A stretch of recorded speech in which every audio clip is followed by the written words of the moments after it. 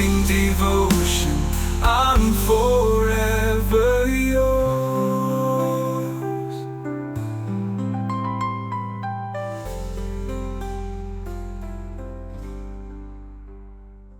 Praise God, hallelujah. കർത്താവ് നിങ്ങളെ ധാരാളമായി അനുഗ്രഹിക്കട്ടെ. യേശുക്രിസ്തുവിനെ പിതാവായ ദൈവം ഭൂമിയിലേക്ക് തന്നപ്പോൾ പിതാവിന്റെ സ്നേഹത്തിന്റെ തികവ് വെളിപ്പെടുക, തികഞ്ഞ സ്നേഹം വെളിപ്പെട്ടതാണ് യേശുവിനെ ഭൂമിയിലേക്ക് പിതാവായ ദൈവം നൽകിയതിലൂടെ സാധ്യമായത്. അതായത് പഴയ നിയമത്തിലും ദൈവം മനുഷ്യനെ സ്നേഹിച്ചിരുന്നു. സ്നേഹിച്ചപ്പോൾ അവരെ ശിക്ഷിച്ചു, അവരെ ഡിസിപ്ലിൻ ചെയ്തു, ശാസിച്ചു, അങ്ങനെയൊക്കെയാ കൊണ്ടുവരുന്നത്. എന്നാൽ ആ സ്നേഹം പരിപൂർണമായി തീർന്നത് ക്രൂശിൽ യേശുവിനെ നൽകിയപ്പോൾ. സ്നേഹം ന്യായപ്രമാണത്തിന് നിവൃത്തിയാണ്. തികഞ്ഞ സ്നേഹം ഭയത്തെ പുറത്താക്കും. ഇപ്പൊ യേശുക്രിസ്തുവിന്റെ യാഗം പിതാവായ ദൈവത്തിന്റെ സ്നേഹത്തിന്റെ പൂർണ്ണതയുടെ വെളിപ്പാടാണ് എന്ന് പറയുന്നതിനേക്കാൾ ഉപരിയായി യേശുവിന്റെ ക്രൂശിലെ യാഗം ദൈവത്തിന്റെ പൂർണ്ണത വെളിപ്പെടുത്തിയതാണ്. ആ പൂർണ്ണത വെളിപ്പെടുത്തുമ്പോൾ യേശുക്രിസ്തു പിതാവായ ദൈവത്തെ അനുസരിച്ചു മരിച്ചു. ജഡപ്രകാരം ഒരു മരണം യേശുവുണ്ട്.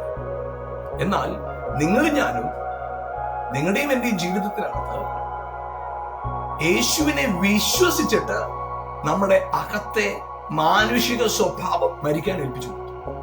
അതാണ് ശരിക്കും പറഞ്ഞാൽ സംഭവിച്ച വീണ്ടും ജനനം. അപ്പൊ വചനത്താൽ നമ്മൾ വീണ്ടും ജനിച്ചിട്ടുണ്ട്. അപ്പൊ വചനത്താൽ വീണ്ടും ജനിച്ച് നമ്മുടെ ജീവിതത്തിൽ നമ്മൾ എങ്ങനെയാണ് ജനിച്ചത്?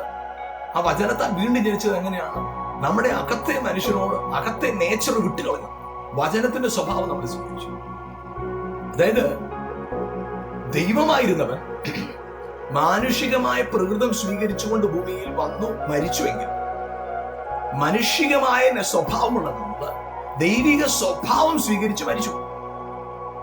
എന്റെ പഴയ മനുഷ്യനെ മാനുഷിക സ്വഭാവത്തെ മരിക്കാൻ ഏൽപ്പിച്ചു, ദൈവിക സ്വഭാവം എന്നെ ജീവിക്കാനായിട്ട് അനുവദിച്ചു.